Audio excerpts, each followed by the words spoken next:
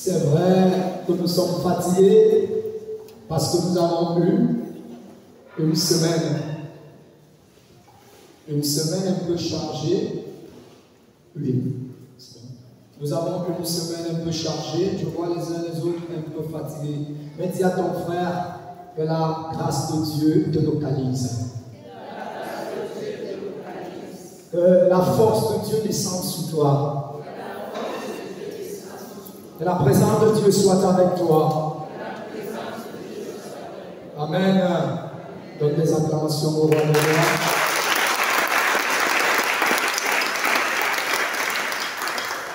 Alors, bien aimé, le thème de ce dimanche, c'est comprendre le fonctionnement du royaume. Amen. Autrement dit, saisir comment marche le royaume de Dieu. Alors, je bénis le Saint-Esprit qui nous donne d'enseigner sur le royaume pendant 2 mois. Et bien aimé, cela n'est pas anodin. Pourquoi? Parce que en parcourant les Écritures, notamment les 4 évangiles, nous nous rendons compte que ce que le Seigneur est venu faire sur terre, c'est de prêcher le royaume. Amen. On nous a longtemps prêché sur la foi, c'est bien. On nous prêche sur la défense, la guérison. Mais parfois, on oublie souvent de prêcher ce pourquoi Jésus-Christ est venu sur terre. Jésus-Christ est venu sur terre pour une seule chose, pour nous annoncer le royaume. Pour nous rappeler que le royaume de Dieu est parmi nous. Alléluia. Voilà pourquoi j'ai béni le Saint-Esprit qui nous donne de nous appesantir sur cette thématique du royaume des cieux. Parce que cela est tellement dense, on ne peut même pas tout dire en 2 mois. Mais le Saint-Esprit a voulu que cette année, nous puissions nous arrêter sur le royaume pendant 2 mois. Et le thème de ce dimanche, c'est comprendre le fonctionnement du royaume. Bien aimé, l'apôtre Paul nous dit dans Galates chapitre 4, lorsque les temps furent accomplis, le Fils de l'homme est venu dans le monde. Amen. Lorsque les temps furent accomplis, Dieu a envoyé son Fils sur la terre. Alors, je voudrais que nous puissions nous arrêter sur le mot temps. Lorsque Paul parle du temps, il ne parle pas du temps comme le temps chronos, le chrono, c'est-à-dire le temps de la montre. Mais le temps, chez l'apôtre Paul, l'envoie bien aimé sur un système mis en place. Alors, ça, Paul voudrait nous faire comprendre que lorsque le système a été mis en place, lorsque Dieu a vu que tout était déjà bien organisé, il envoya son Fils. Alléluia.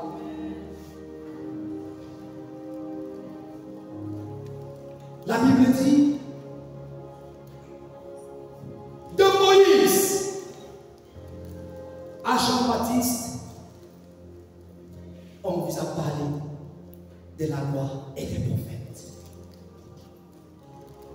Depuis lors, c'est le royaume de Dieu qui est venu. Alléluia. Et cela, on le retrouve dans Luc chapitre 16, verset 16. Depuis Moïse jusqu'à Jean-Baptiste, on nous a prêché la loi et les prophètes. Maintenant, alors bien aimé, le Seigneur nous dit maintenant, c'est le royaume de Dieu qui est venu. Ça veut dire que dans l'Ancien Testament, on n'a jamais parlé du royaume. Est-ce qu'on baptisé d'accord? Vous n'êtes pas d'accord? Dans l'Ancien Testament, on nous a parlé uniquement de la loi et des prophètes. Et vous allez le voir dans tous les livres de l'Ancien Testament. Les premiers 5 livres de l'Ancien Testament, comme nom Pentateuque, nous parlent de la loi, uniquement de la loi. Et quels sont ces livres? Les premiers 5 livres? Genèse, Exode, Lévitique, Nombre et Deutéronome. Les 5 premiers livres de la Bible parlent uniquement de la loi. Mais à partir de Josué jusqu'à Malachie, la parole nous parle des prophètes. Alors, qui est un prophète? Un prophète, c'est celui qui parle de la part de Dieu, qui annonce des prophéties. Une prophétie annonce ce qui va arriver. Alors, depuis Josué jusqu'à Malachie, la Bible annonce des prophéties sur qui? Sur le royaume de Dieu, sur Jésus-Christ.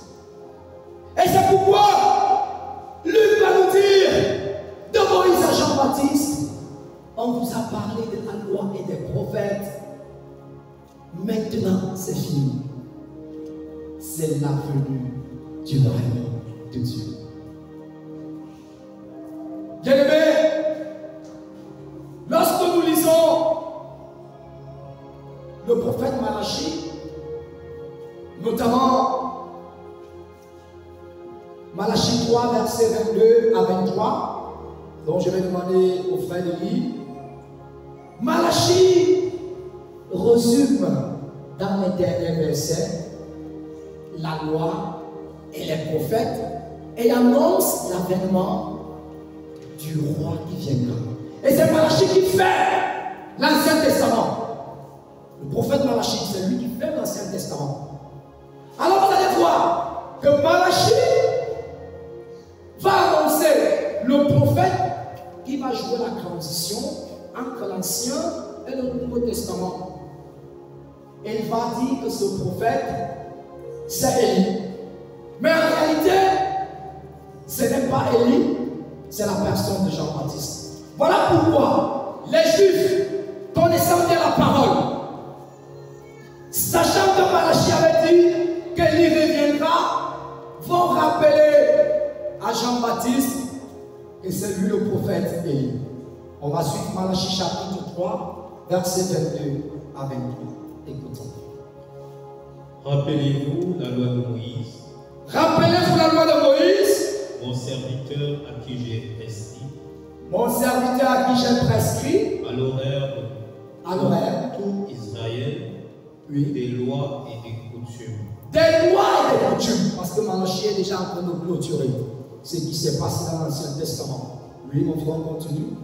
Voici que je vais vous envoyer Élie le prophète. Voici que je vais vous envoyer Élie le prophète.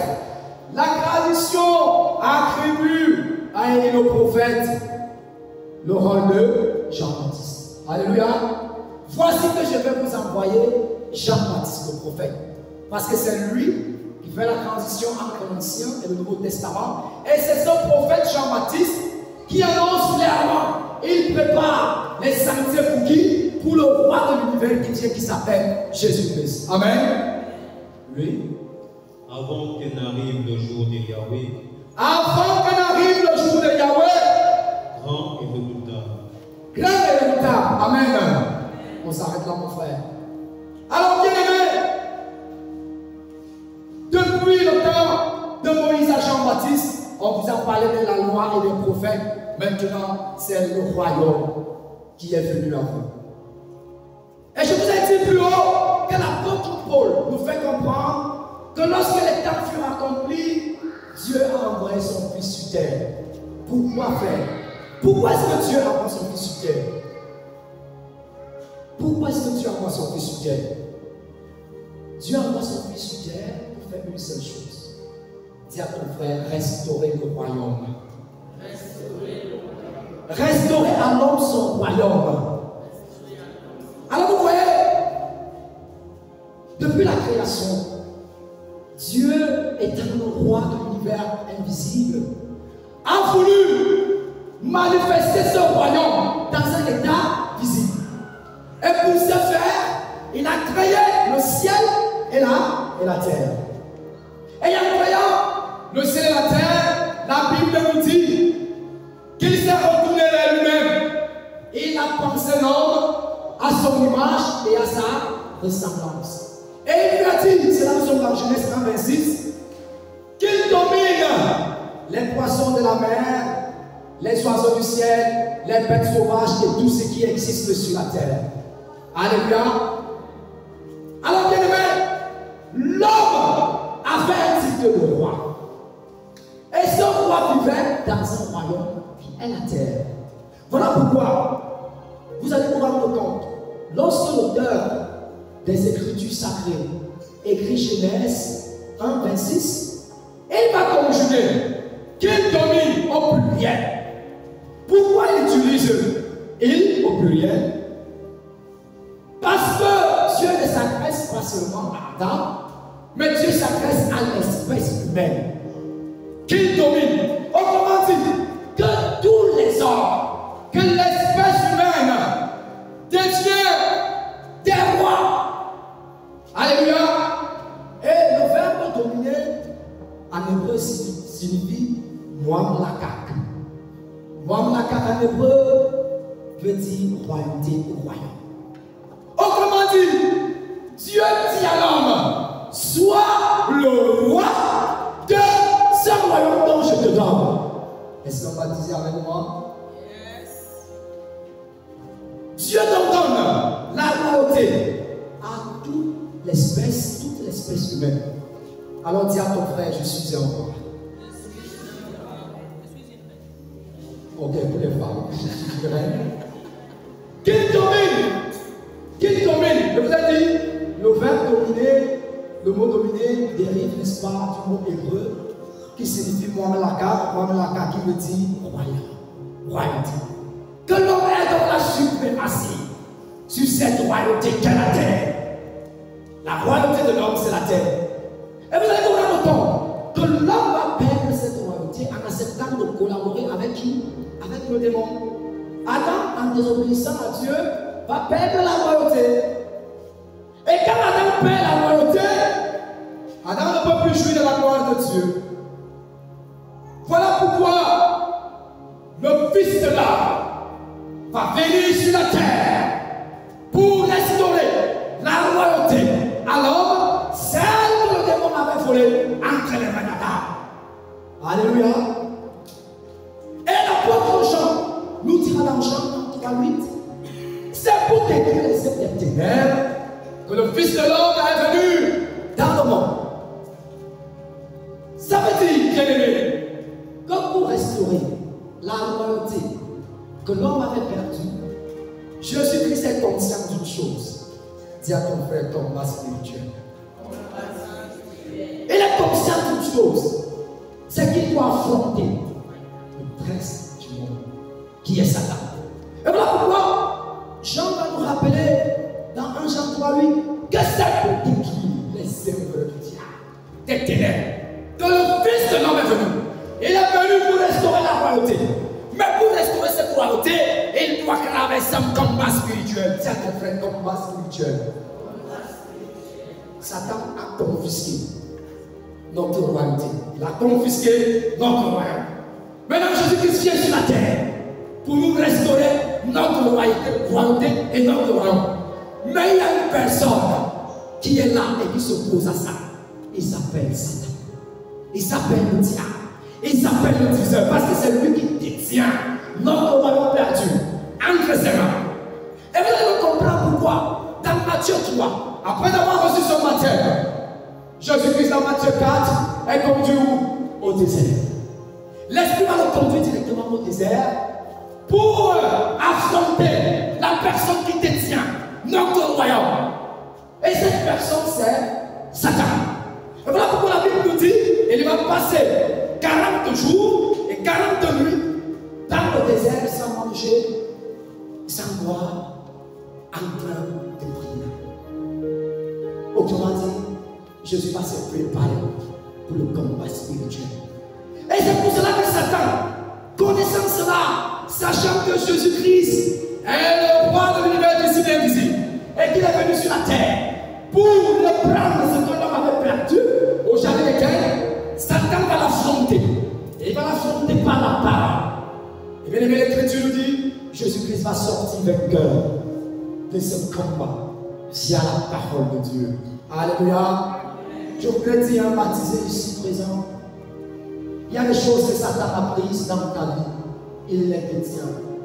Pour que tu puisses les récupérer, dis à ton frère combat spirituel.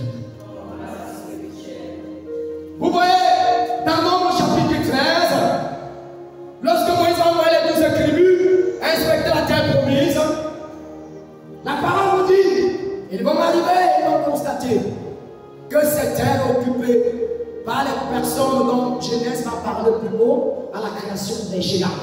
Parce que Genèse dit, lorsque Dieu avait créé la posséder la terre, à la suite de Caïn et Abel, lorsque vous lisez au chapitre 4-5, on va parler des géants.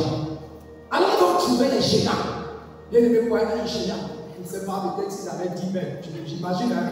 Je ne sais pas. Ils étaient des personnes costauds, des géants. Et ces personnes vont voir dans leur terre des géants. Les fils d'Anak, des Amalecites. Et lorsque ceux-ci vont voir cela, on est dans Nombre 13, ils vont rencontrer chez Moïse. Ils vont dire à Moïse, ça ne va pas dans ta tête. Est-ce que tu sais même où tu nous as envoyés? Il y a des personnes qui ont confisqué cette terre, notre royaume. Mais il y a deux personnes parmi les 12 qui savaient que lorsque Dieu parle, sa parole est une loi. Alléluia. C'est Josué et Caleb. Sans Josué et Caleb ont cru et ont accepté le combat spirituel. Parce que très souvent, nous les chrétiens, nous ne parlent pas de combat spirituel. Vous avez vu, Jésus-Christ, pour venir restaurer le royaume, il commence par affronter une personne. Les gens disent, c'est pour détruire ses œuvres. Il doit affronter. Dis à ton frère, tu ne peux pas fuir le combat spirituel. En fait, je ne vous entends pas. Tu ne peux pas échapper à ça. Mon frère, ma soeur, lorsque quelqu'un a pris ta chose, pour que tu puisses récupérer cette chose, quand il te dit, j'ai pris ton téléphone et je ne te remets pas, tu lui dis, donne-moi. Et il dit, je ne te remets pas. Pour qu'il puisse te remettre, il faut faire quoi? Il faut lutter. Il faut combattre. Et c'est le plus fort qui gagne. Et il n'y a que Josué et Caleb qui savaient que parce que Dieu nous a promis une terre où nous s'est donné le miel. Question. En lisant la Bible, est-ce que le lait et le miel ruisselaient déjà dans cette terre? Ah, ça ruisselait. C'est l'homme qui va aller travailler la terre pour avoir le lait et le miel. Dis à ton frère, il faut travailler. Dieu n'aime pas les paresseux. Dieu avait déjà béni. Il leur avait déjà donné la terre où il s'est donné le miel. Mais il a fallu que l'homme en entrant dans cette terre aille travailler pour avoir ce lait et ce miel. Parenthèse, j'ouvre. Si tu viens ici à Lucas, pensant que Jésus-Christ a déjà tout donné et que tu ne te mets pas marche pour que ça s'implémente, dis à ton frère, tu n'as rien compris. Alors, bien aimé, Dieu va donc donner à l'homme cette capacité de pouvoir entrer dans la lutte. Et ce qui m'impressionne, pas m'impressionne, ce qui tire mon attention, dans Nombre 13, lorsqu'on lit tout le chapitre de Nombre, on se rend compte que lorsque Josué et Caleb rentrent et disent à Moïse, c'est là même que leur sentence est tombée. Ils étaient déjà arrivés à la terre promise, mais subitement en rentrant, ils sont devenus fous. Ils étaient à côté de la terre, mais lorsqu'ils sont allés dire à Moïse, est-ce que ça va dans ta tête? Le Seigneur les a tournés au désert. Et la parole dit que c'est la nuit de Dieu qui conduisait le peuple d'Israël. Moïse suivait la nuit. Lorsque la nuit s'arrêtait quelque part, Moïse comprenait qu'il faudrait s'arrêter. Et la nuit de Dieu a commencé à les faire tourner au désert pendant 40 ans. Alléluia. 40 ans.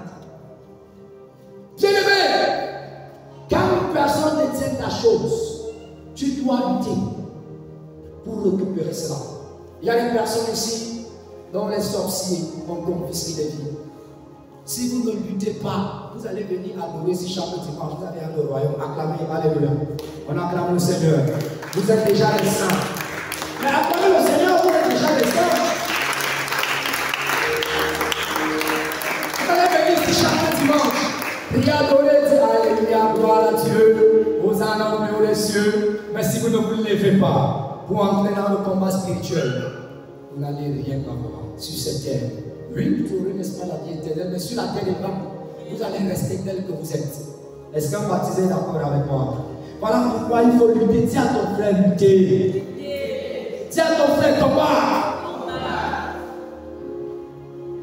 Alors bien aimé, il y a une chose qui a attiré mon attention. La Bible dit, lorsque Josué est allé inspecter la terre, Caleb et Josué sont allés inspecter la terre avec les 10 autres. Les 10 autres, comme moi. Est-ce que la Bible nous parle du mur de Jéricho? Est-ce que la Bible nous parle du mur de Jéricho? Ça veut dire que lorsqu'ils sont arrivés, il n'y avait pas le mur de Jéricho. Mais pendant les 40 ans qu'ils sont passés au désert, l'ennemi a même dit, il n'allait même plus entrer. Il a bâti maintenant le mur. Comme vous te dites, plus tu perds le temps, plus tu fuis le combat spirituel, plus l'ennemi bâtit un mur.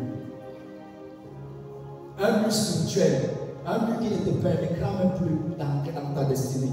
Est-ce que tu comprends? Voilà pourquoi lorsque Josué prend maintenant les règnes du peuple d'Israël, la parole dit, afin d'entrer à Canaan, il a affronté quoi?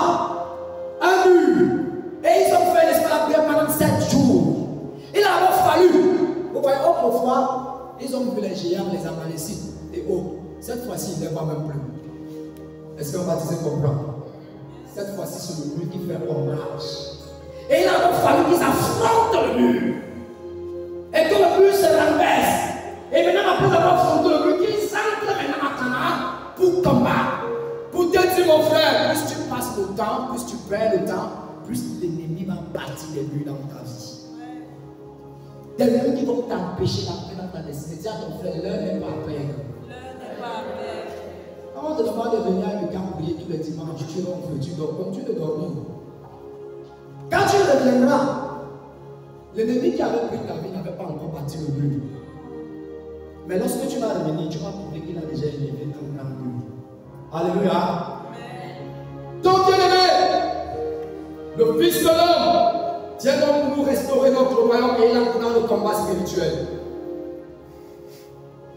Parce que c'est lui qui combat pour nous. C'est lui qui est le roi des rois. C'est lui qui est le roi des rois.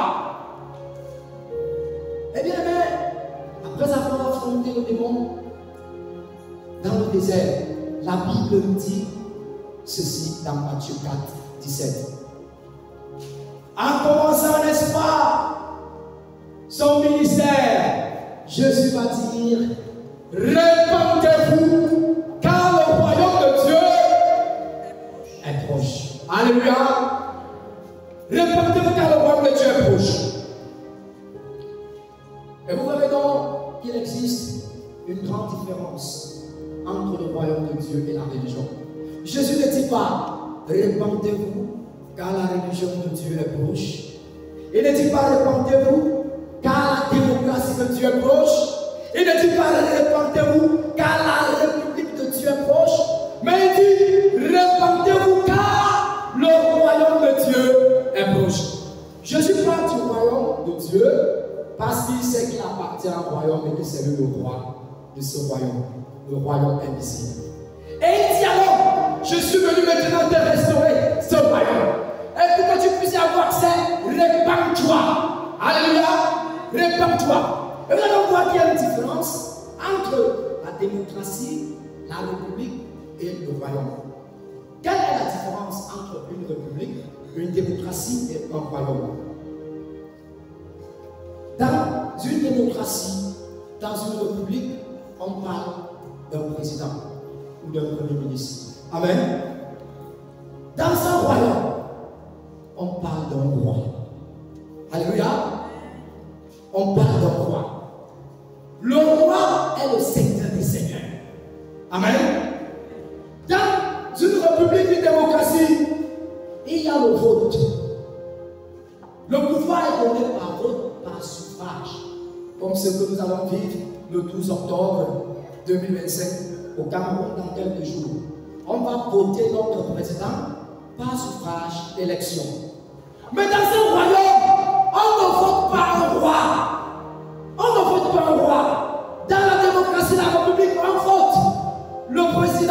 dans le royaume, on ne vote pas le roi. Il n'y a pas de démocratie.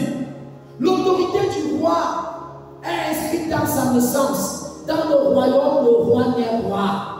Mais dans une république, le président n'est pas président. On le vote. Amen. Dans une république, dans un royaume, dans une république ou démocratie, on élit les leaders ou le gouvernement. Mais dans un royaume, c'est le roi qui choisit, qui élit les citoyens. Et nous sommes les citoyens du ciel en la personne de Jésus-Christ. On donne des acclamations au roi.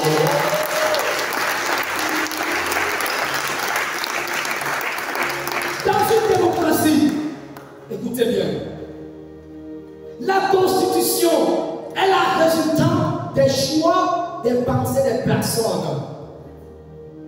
C'est la parole du peuple qui est la Constitution. Ça, c'est ce qui se passe dans la démocratie, dans la République. Mais dans un royaume, la parole du roi devient la Constitution. C'est la pensée du roi qui est la loi. Alléluia. Est-ce que quelqu'un saisit? C'est la pensée du roi qui est la loi. Voilà pourquoi Jésus-Christ va nous dire dans la Bible, et il vous a été dit, mais moi je vous dis, parce que dans le royaume, c'est la pensée du roi qui devient la loi. Et il vous a été dit, œil pour œil, dent pour dent, mais moi je vous dis, pardonnez à vos ennemis, aimez ceux qui vous persécutent. Est-ce que vous comprenez ce qui se passe dans un royaume? Dans un royaume, on ne peut pas changer de loi par référendum. Ça veut dire que ce qui est dit est une parole d'évangile. On ne discute pas. Lorsque le roi parle, cela c'est une vérité universelle. Mais dans une démocratie, les hommes peuvent changer la loi par référendum. Peuvent s'asseoir et décider de changer, de revoir la loi. Mais ça n'existe pas dans notre royaume. Alléluia. Voilà pourquoi le Seigneur m'a dit, ma parole va demeurer pour toujours.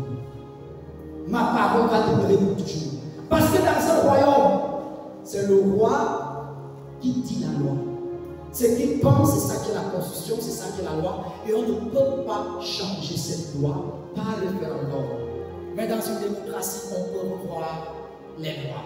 Au Cameroun, on a déjà changé notre constitution. Vous connaissez, n'est-ce pas, l'histoire du Cameroun?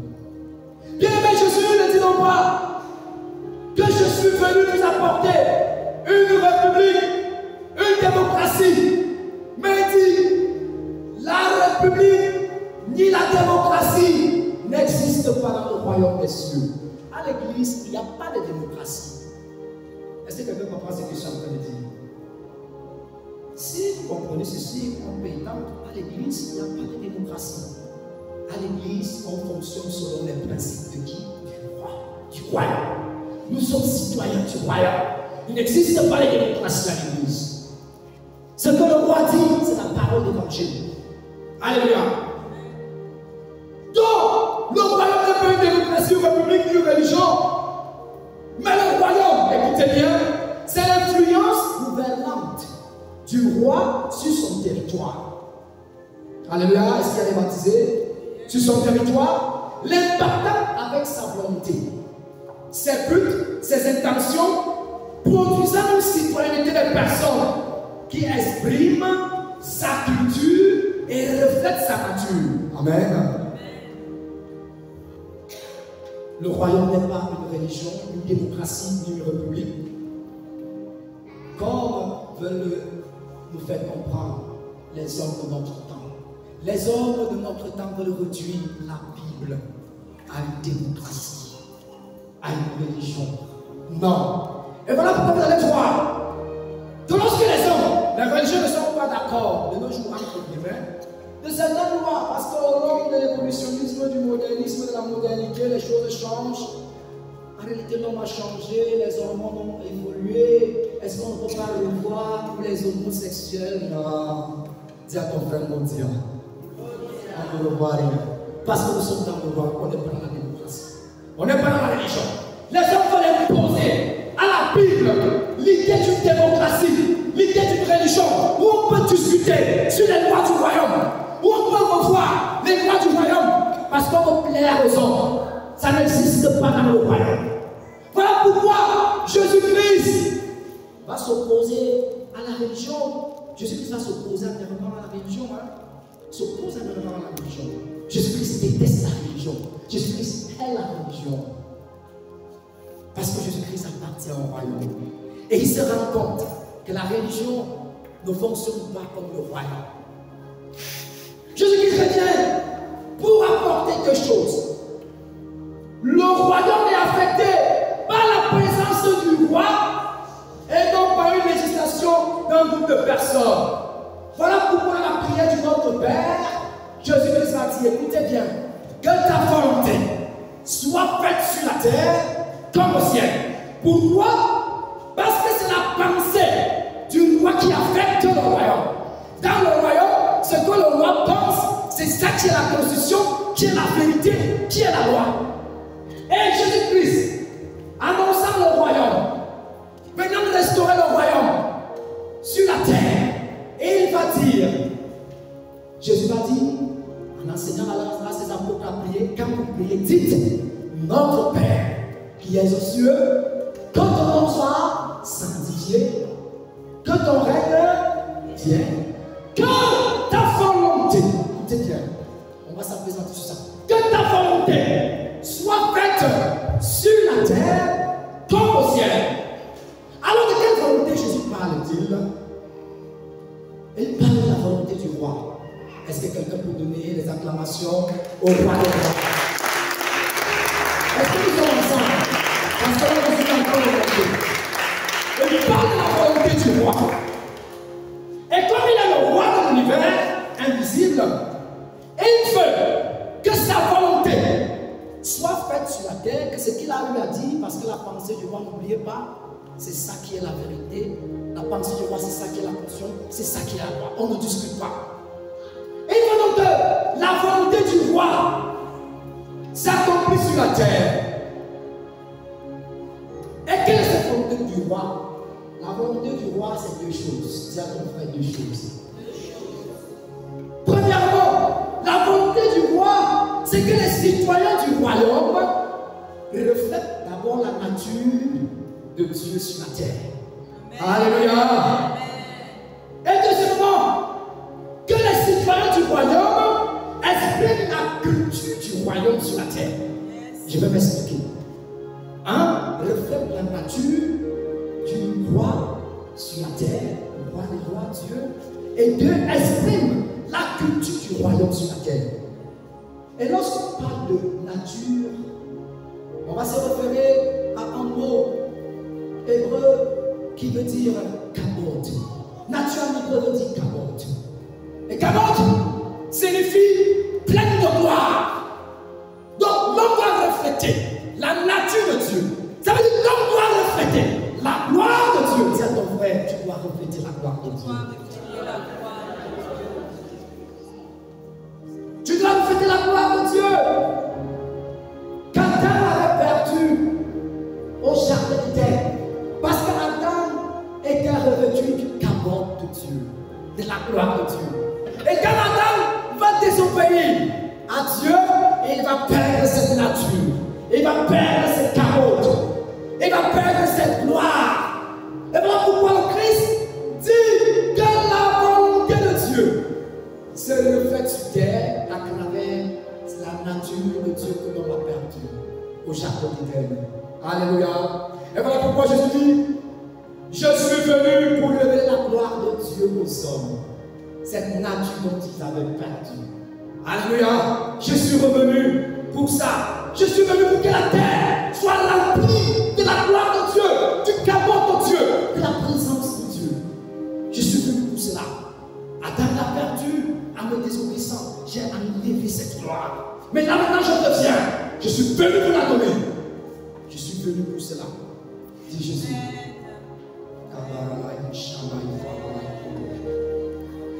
Bien-aimé, voilà pourquoi tu es appelé à refléter la gloire de Dieu.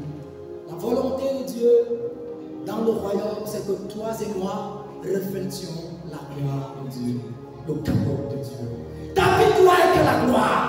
Partout où tu passes, la parole dit que la gloire de Dieu, la faveur de Dieu était sur Joseph. Est-ce que la gloire de Dieu est dans ta vie, mon frère? Voilà le but. Tu viens ici parce que tu recherches à refléter la gloire de Dieu. Si tu ne reflètes pas la gloire de Dieu, il y a un problème. Que ta volonté soit faite sur la terre comme au ciel. Et de ce moment, le Seigneur parle de la culture du royaume. L'homme doit exprimer la culture du royaume. Alors, pour comprendre cela, nous allons nous arrêter sur la religion. C'est la religion qui va nous aider à mieux comprendre la culture du royaume. Vous allez vous rendre compte que la première opposition de Jésus-Christ dans la Bible, ce n'était pas contre les pécheurs. Est-ce que vous êtes d'accord? La première opposition de Jésus-Christ dans la Bible, ce n'était pas les pécheurs, mais c'était contre les hommes religieux. Pourquoi? Parce que les hommes religieux utilisaient la religion pour empêcher à ce que le message du royaume soit véhiculé. Alléluia. Voilà pourquoi Jésus va s'opposer annuellement aux religieux. Il va réprimander durement les religieux plus que les pécheurs. Bien aimé, la différence entre la religion et la culture, c'est que la religion produit un système, une liste de lois que les hommes essayent de suivre. Amen. La religion se base uniquement sur la loi que les hommes essaient de suivre. Or, je vous ai dit en amont, depuis Moïse, j'espère que nous sommes ensemble, jusqu'à Jean-Baptiste, on vous a parlé de la loi et les prophètes. Maintenant, c'est l'avènement du royaume. Donc l'ère de la religion est finie. Parce que la religion institue des lois. La religion institue des lois pour que les hommes puissent les suivre. Et beaucoup parmi nous pensons souvent que c'est en respectant la loi de la religion, les lois de la religion que nous serons sauvés. Dis à ton frère, dis aucun être sur terre ne peut respecter les lois à 100%. La preuve, le jeune homme riche vient à Jésus. Il dit à Jésus, que dois-je faire pour avoir un héritage au royaume? Jésus lui dit, respecte les commandements. Il dit, il y a tout fait. Et il dit à Jésus, et Jésus lui dit, va, vends tes biens, donne aux pauvres et suis-moi. Alors maintenant, le jeune homme riche comprend qu'il ne peut pas respecter la loi. Parce que là maintenant, le Seigneur entre avec lui dans une autre dimension de la loi. Pour même lui dire que si tu penses que tu peux être justifié à cause de la loi, tu ne seras jamais sauvé. La religion ne nous sauve pas. Bien aimé, ce qui nous sauve, c'est la relation que nous avons avec la personne du roi des rois, qu'on appelle Jésus-Christ. Le christianisme n'est pas une religion, mais une relation. La religion ne sauve pas. Voilà pourquoi l'apôtre Paul nous dit, nous ne sommes pas justifiés parce que nous respectons les lois, mais nous sommes justifiés par la personne de Jésus-Christ. Et la parole dit, le sang de Jésus-Christ parle plus fort auprès du Père que le sang d'Abel. Parce que c'est Jésus-Christ qui nous justifie. Et Jésus-Christ nous justifie parce qu'il est le roi du royaume. Et il sait que si on respecte, on marche uniquement suivant les lois de la religion, personne ne peut être justifié. Ah, donc des acclamations. Personne ne peut être justifié. Et voilà pourquoi on va dire aux pharisiens. Vous savez, les pharisiens étaient les garants de la loi. Ils étaient les garants de la loi. Donc ils mettaient les garde-fous sur la loi. Et il m'a dit aux pharisiens, vous ajoutez à la loi vos traditions, us et coutumes qui vous arrangent. Ils utilisaient la loi pour bien se positionner. Jésus s'est opposé radicalement aux hommes religieux. Pourquoi? Parce que la culture du royaume, si la religion produit un système religion produit, la culture produit un style de vie. Amen. La culture du royaume produit un style de vie. Et voilà pourquoi le Seigneur voudrait que nous puissions adopter ce style de vie. Notre pensée, notre cœur doit adopter le style de vie du royaume. Ça veut dire qu'on doit exprimer la culture du royaume en adoptant le style de vie du royaume. Autrement dit, Jésus va te faire comprendre que ce n'est pas parce que la loi te dit d'aimer que tu dois aimer. L'amour doit devenir un style de vie pour toi. C'est pas parce que la loi te dit de donner que tu dois donner. Non! Donner doit devenir un style de vie pour toi. C'est pas parce que la parole te dit de pardonner que tu dois pardonner. Pardonner doit devenir une culture du royaume. Et la culture du royaume, c'est le style de vie. Tu dois te revêtir de ce style de vie. Bien-aimé, tu ne dois plus venir de l'offrande ici parce que tu respectes les lois. Lorsque tout à l'heure, avant de demander de l'offrande, lève-toi parce que c'est un style de vie du royaume. Est-ce que tu es citoyen du royaume? Tu ne dois plus soutenir l'œuvre d'évangélisation parce qu'on a dit lorsqu'on sème les récoltes, lorsqu'on sème on récolte. Non!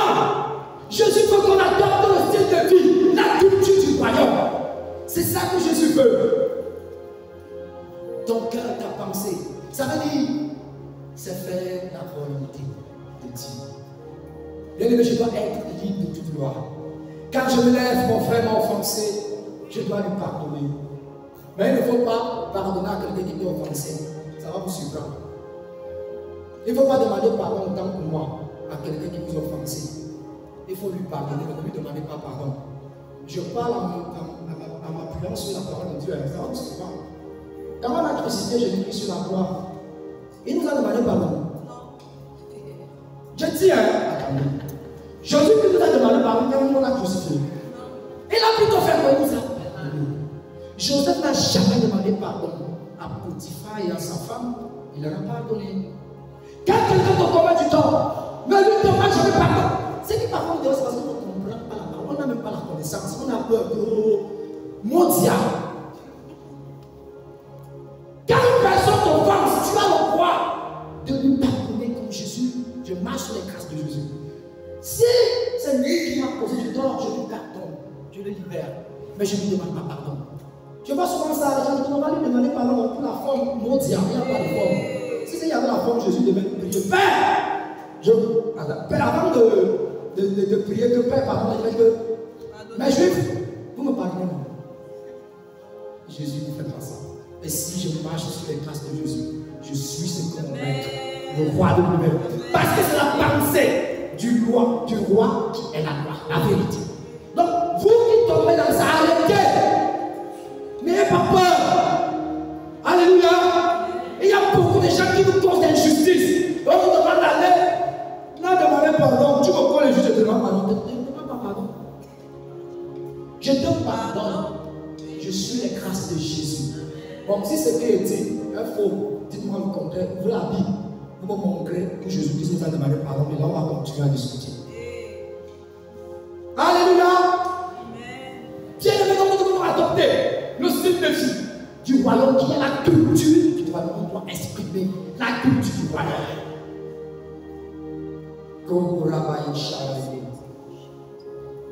Mon frère, ma soeur, ce que je vais te dire ce soir, c'est de entrer dans la relation avec la personne du royaume qui est Jésus-Christ. Transcende les lois de la religion. La religion ne te sauvera jamais. Jésus n'est pas venu instaurer une religion sur terre, mais il est venu instaurer un royaume. Donc des acclamations au roi. Il est venu instaurer un royaume. Jésus n'est pas venu instaurer une religion. Bien aimé, Jésus n'aimait pas les hommes religieux. Voilà pourquoi, lorsqu'on l'amène devant le Sanhédrin, Jésus-Christ ne répond pas. On l'amène devant le Sanhédrin, il ne répond pas. Parce qu'il sait qu'il est roi. Et que là, c'est un impératoire religieux réservé aux prêtres. Il est le grand prêtre éternel et il est le roi de l'univers. Voilà pourquoi Jésus-Christ, c'est terre. Mais regardez bien, dans Jean chapitre 19, quand on amène chez Pilate, où les choses commencent à changer. Jésus-Christ ne va plus se taire. Il va maintenant commencer à parler. Pourquoi? Parce qu'il connaît que c'est dans un royaume qu'il est entré. que Pilate représente un royaume. Et Jésus comprend comment le royaume fonctionne. Et vous allez voir sur le Sanhédrin, Jésus ne parle pas. On pourrait dire qu'il est orgueilleux. Non, mais c'est nous qui ne comprenons pas. Jésus sait qu'il est le roi de l'univers et qu'il ne peut pas répondre aux hommes religieux. Il s'oppose à eux. Mettons la main chez Pilate. Une fois qu'il entre chez Pilate, Pilate lui pose la question: es-tu le roi des Juifs? Il dit: c'est toi qui le dis. Est-ce que tu le dis de toi-même ou alors parce que tu l'as entendu des autres? Jésus sait que Pilate est un gouverneur qui travaille à Judée. Il représente l'Empire romain. Donc César en est le roi. Et comme Jésus est roi d'un royaume et qu'il est devant une autorité qui représente le roi du royaume de la terre, le royaume le plus puissant, le royaume romain, Jésus va maintenant accepter le dialogue. Bien aimé, il faut accepter le dialogue avec des personnes qui peuvent comprendre les dimensions spirituelles que vous vivez. Alléluia. Si vous voulez tellement m'expliquer certaines dimensions spirituelles que vous vivez aux personnes qui ne comprennent pas, ces personnes vont vous traiter de fou. Alléluia. Jésus maintenant peut échanger avec Pilate parce qu'il sait qu'il a entré dans son royaume. Et Pilate nous dit: quand je te pose la question, toi tu ne me réponds pas, mais qu'est-ce qui se passe? Tu es fou dans ta tête. Ne sais-tu pas que tu es lié? Jésus rappelle d'abord à Pilate que celui qui est lié ici, c'est toi. La personne qui a enchaîné ici, c'est toi. Jésus Christ n'est pas lié, il est libre. Il dit: ma vie, personne ne la prend, mais c'est moi. En réalité, Pilate, c'est lui-même qui a enchaîné ici. Parce que César, si tu ne marches pas comme César te demande, alors tu connais la sentence. Moi, je suis libre. Ma vie, personne ne la prend. Je suis le roi, mais c'est moi qui la donne. Pilate, en réalité, c'est toi qui as enchaîné. Et beaucoup de personnes sont marchées avec cette mentalité des enchaînés. Je suis enchaîné, ma vie ne donne pas. Mon frère, commence à dire aujourd'hui: ma vie donne. Je ne suis pas enchaîné aujourd'hui. Parce que tu es un roi. Parce que tu es un roi. Mais depuis ça, Joseph, lorsqu'on l'amène en prison, Joseph a refusé l'idée de prisonnier. Il a dit: je ne suis pas prisonnier. Et parce qu'il a dit: je ne suis pas prisonnier, la parole dit qu'on a fait de Joseph le chef de la prison. Pendant que tu continues à déclarer que ta vie ne donne pas, tu seras toujours dans des problèmes. Que je suis enchaîné, rien ne marche. Mais si tu déclares que je suis libéré, j'ai le droit à la santé, j'ai le droit au travail, j'ai le droit à la procréation, à la fécondité, bien aimé, cela s'accomplit au nom de Jésus. Arrêtez donc de dire: ma vie enchaînée. Je suis là que c'est toi qui as enchaîné. Mais c'est bizarre, quelqu'un qui a l'échec, qu'on amène comme un brigand, rappelle à celui qui semble être libre que c'est lui qui a enchaîné. Mais c'est parce que je comprends comment ces choses fonctionnent. Bien aimé, quand on amène donc Jésus sur Pilate, Jésus va débattre avec Pilate. Il va répondre. Et rappelez-vous ce que la parole dit. Un jour, pour venir tenter Jésus. Écoutez bien.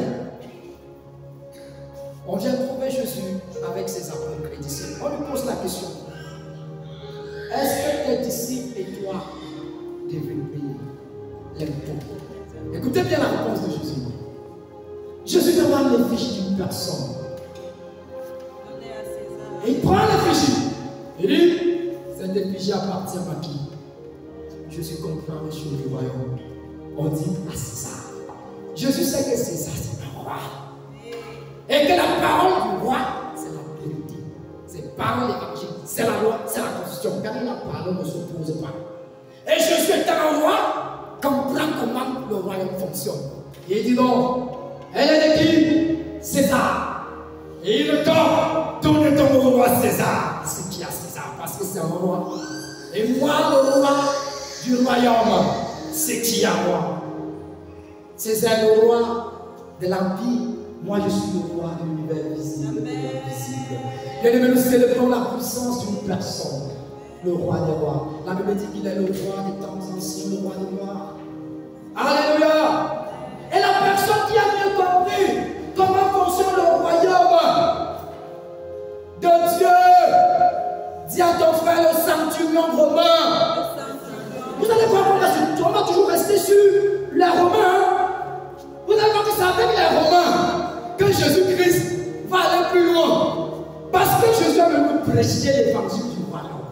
Et il va échanger avec ceux qui comprennent les fonctionnalités du royaume. Le centurion romain travaille en Galilée. Pilate, qui est le gouverneur, le prophète, est en Judée. L'empereur César est à Rome. Le centurion romain sait que dans un royaume, la parole du roi a le pouvoir. La parole du roi a l'autorité. La parole du roi s'accomplit. Et il a entendu parler de Jésus comme étant un roi. Et la Bible a célébré la foi d'un païen. Un païen qui appartenait à l'Empire romain. Et comme ça, il avance vers Jésus. Connaissant que la parole du roi dans le royaume fait peur. Cette conscience, c'est une autorité en pouvoir. Il dit à Jésus, ah, j'ai entendu dire que tu es roi. Donc si tu es le roi, tu n'as pas besoin d'entrer sur mon toit. C'est une parole. Et mon serviteur, c'est la Bible. Et vous voyez que c'est la parole d'un païen de l'Église à l'Église. Lorsqu'on veut se communier, quand le prêtre dit, voici l'agneau de Dieu qui enlève le péché du monde. On dit quoi? Seigneur. C'est l'exorcisme en réalité. Est-ce que vous êtes conscient?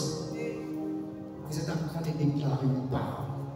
Je ne suis pas dit. Je voudrais que dorénavant, lorsque tu vas prendre part aux célébrations eucharistiques, que tu arrêtes de dire cette parole comme une récitation. Lorsque le prêtre va soulever dorénavant le corps du Christ, comprendre les principes du royaume, il faut que tu comprennes cela. La parole a le pouvoir, l'autorité. Quand tu vas dire Seigneur, je t'assure que toi qui es malade, la guérison vient à toi. À cet instant. Toi qui as des problèmes de fécondité, le Seigneur brise tout ce qui est dans ton ventre en déclarant cette parole. Pendant l'Eucharistie, il y a notre papa, Flora Baba. Lorsqu'on était à son trône, il a partagé son témoignage encore au rassemblement avec ceux qui étaient dans la basilique. Cinquantenaire. Nous, on était à ce qui nous avait déjà dit son problème. Il nous avait dit, mes fils, je suis dans une phase terminale. Je suis venu prendre part à ce rassemblement, mais je ne sais pas. Il faut beaucoup prier pour moi. On a fait tout le rassemblement, on était à ce il était fatigué. Mais vous voyez, on est rentré, mais lorsqu'il partage le témoignage, il dit, un de ses fils, en priant, un frère, en priant avec eux, en ligne, a dit, le Seigneur dit que tu prennes part, que tu participes à une célébration eucharistique 3 fois successivement. Et après avoir communié, que tu déclares, Seigneur, je ne suis pas digne. Je dis une parole, mon cancer a disparu. Et après les 3 messes, on donne gloire à Dieu maintenant, le Seigneur. Et ceux qui le connaissent, il est déjà bien, le cancer a disparu.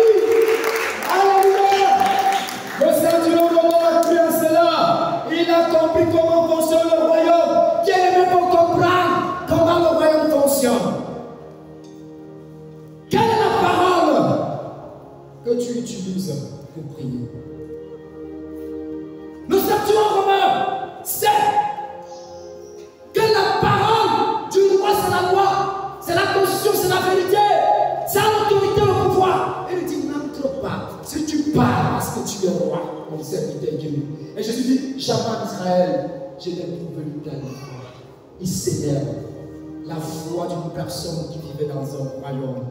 Parce que la personne comprenait. Mon frère, ma soeur, si tu n'entres pas dans le royaume, je ne sais pas ce que tu peux faire ça, le cas. Mais tu dois comprendre que ce que nous sommes en train de faire ici tous les dimanches, on vous enseigne les choses du royaume. Et si vous ne comprenez pas ça, vous allez passer à côté. Et le centurion romain avait compris. Il dit, dis, parle, n'entre pas. J'ai des serviteurs, je dis à l'un, va, il vient. Fais ceci, il fait. Mais toi, j'ai entendu dire que tu es roi.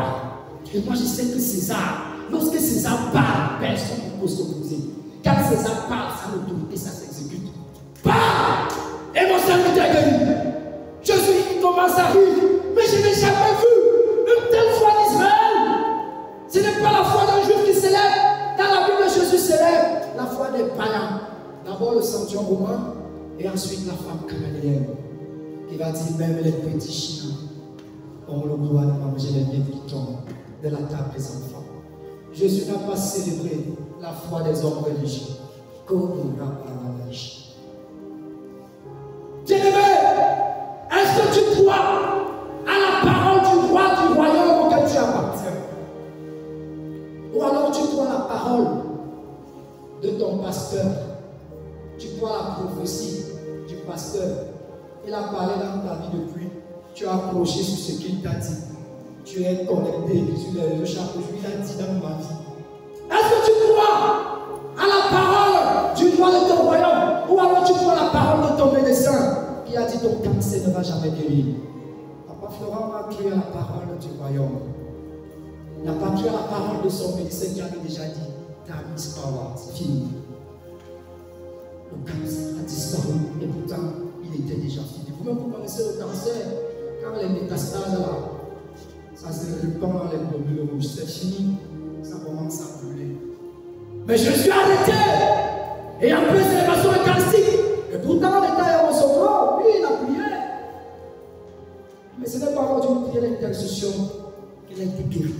Mais c'est après participant à la Sainte Messe 3 fois. Je t'annonce que ta guérison disparaît. Les caricides que tu vas faire cette semaine, tu es guéri au nom de Jésus. Quel que soit le problème que tu vis, va à la messe demain. Beaucoup vont témoigner les guérisons comme ça chez nous. C'est la parole du royaume. C'est la parole du roi. Qu'est-ce que tu as dans le ventre? Je vois une soeur, elle a des murs dans le ventre. Il y a une grosseur de 2 mm, l'autre 3 mm. Je vois la puissance de Dieu qui te regarde. Tu es guéri par la parole du roi du royaume. Car il a dit, demandez ce dont je vous ai demandé et demandez. Mon frère, est-ce que tu vois la parole du sorcier qui t'a dit tu ne feras jamais rien, tu ne vas pas avoir jamais enfanté? Dis monte à cette parole. Même si le temps passe, Habakkuk te dit, la prophétie de Dieu finira par s'accomplir. La parole de Dieu finira par s'accomplir. Est-ce que tu crois à la parole du marabout qui t'a dit ne jette pas Lucas? Viens prendre les mains spirituelles. Ou alors tu crois à la parole de Dieu qui dit le sang de Jésus-Christ nous glorifie tout péché. Quelle parole crois-tu? Qu'est-ce que tu demandes au roi du royaume? Est-ce que tes demandes s'inscrivent dans la volonté des desseins du roi du royaume? Isaïe, on va plus lire.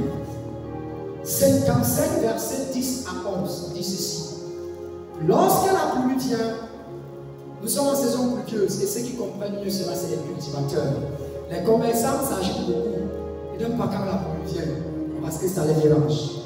Mais Jésus dit, la parole dit, lorsqu'il pleut, la pluie vient pour faire 3 choses. Elle a un but.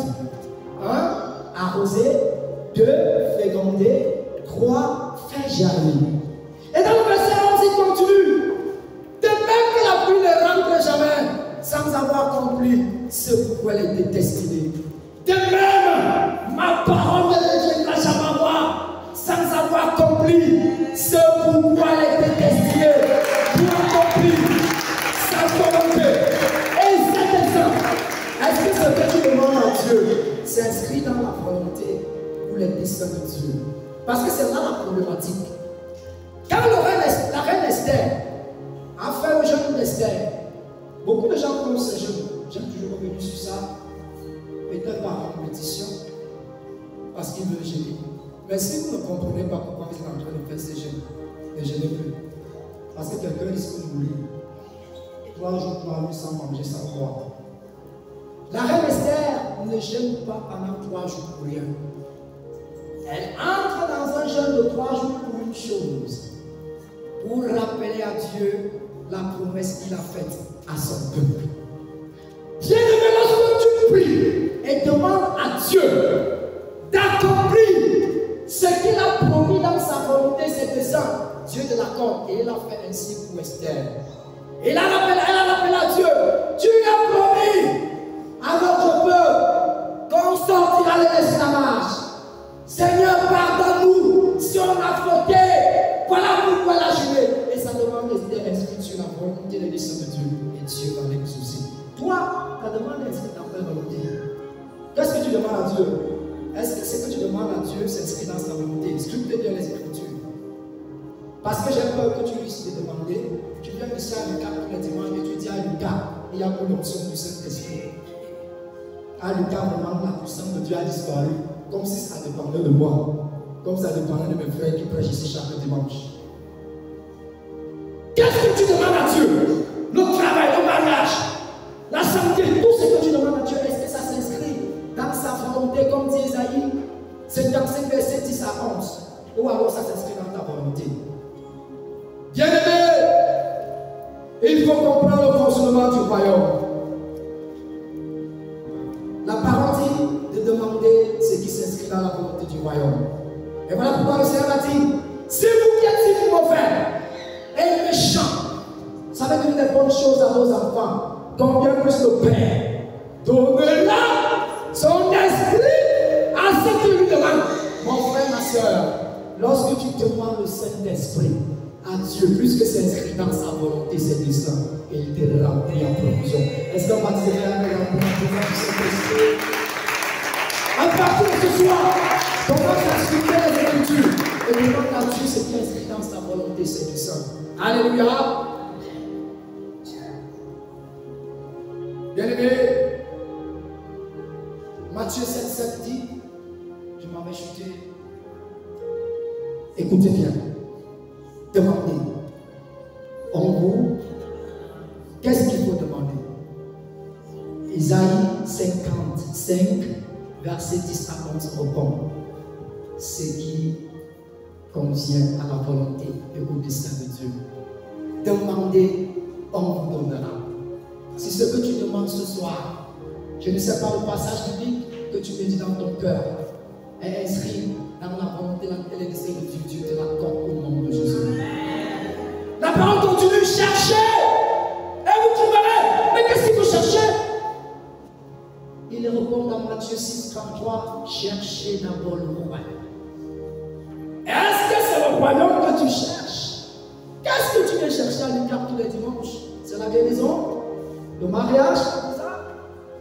Mon frère, change de mentalité ce dimanche. Cherchez, vous trouverez. Matthieu 6, 33. Qu'est-ce qu'il faut chercher? Répond dans Matthieu 6, 33. Cherchez d'abord le royaume. Et il finit dans tout cela. On reviendra sur ça dans les prochains dimanches. Vous serez donné. Alléluia. Cherchez ce qui s'inscrit dans le royaume. Il dit frappez, on vous ouvrira. Qu'est-ce que il faut frapper? Où est-ce qu'il faut frapper? Il répond dans l'évangile de Jean. Sur la porte, non, je suis. Jésus dit, je suis le chemin, la vérité et la vie. Voilà les trois choses. Va méditer cet évangile Matthieu 7,7. Qu'est-ce qu'il faut demander? Isaïe 55, 10 à 11 répond. Qu'est-ce qu'il faut chercher? Matthieu 6, 33 répond. Qu'est-ce qu'il faut demander? L'évangéliste Jean répond. Le chemin, la vérité, la vie. On frappe à la porte du royaume qui est le chemin. Où est-ce que tu frappes? Et où est-ce que tu frappes, mon frère? Est-ce que tu frappes sur la porte du royaume qui est le chemin, la vérité, la vie? Donc c'est Jésus. Alléluia, mon frère. Alors vraiment, je dois arrêter. Il y a tellement encore à dire. Mais vous savez, si on continue, il y a tellement. L'esprit ne fait que déposer. Vous savez, lorsqu'on veut parler du royaume et qu'on a soif de parler du royaume, le Saint-Esprit commence même à inspirer. Alléluia.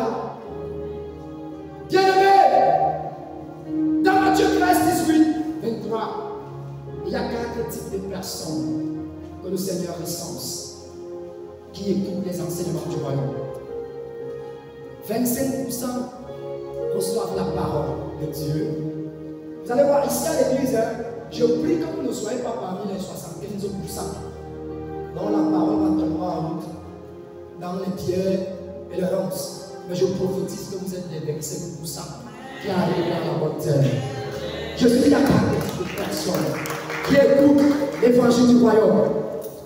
Première catégorie, ceux qui reçoivent l'évangile du royaume, mais un bout de chemin, normalement, enlève cela dans leur cœur. Ça, c'est les 25% qui écoutent, mais un bout de chemin, l'ennemi arrache. Il va dire à ceux qui écoutent les enseignements du royaume comme ce soir, vous êtes en train d'écouter ce que je dis sur le royaume. Mais cet enseignement va tomber dans les pierres. Ça veut dire que lorsque les problèmes vont commencer après cette assemblée de prière, cet homme va encore faire face à des problèmes, aux difficultés. Et l'ennemi va arracher la parole. Les problèmes vont faire en sorte qu'ils perdent le royaume. Et il dit à ceux qui écoutent les enseignements du royaume comme ce soir, mais la parole va tomber dans l'errance. Ça veut dire lorsqu'ils seront face au contraire qu'on va la présenter dans les boîtes, contraignant même la vie éternelle, aux richesses de ce monde, au plaisir, et ils vont lui laisser le royaume. Mais il y a une dernière catégorie qui écoute la parole et qui arrive à la bonne terre, qui porte des fruits 161. Alléluia. Mon frère, ma soeur, je prie et je prophétise que tu sois dans cette catégorie qui accueille les enseignements de ce soir sur le royaume et qui porte des fruits 161. Mon frère, ma soeur, donne des acclamations au royaume.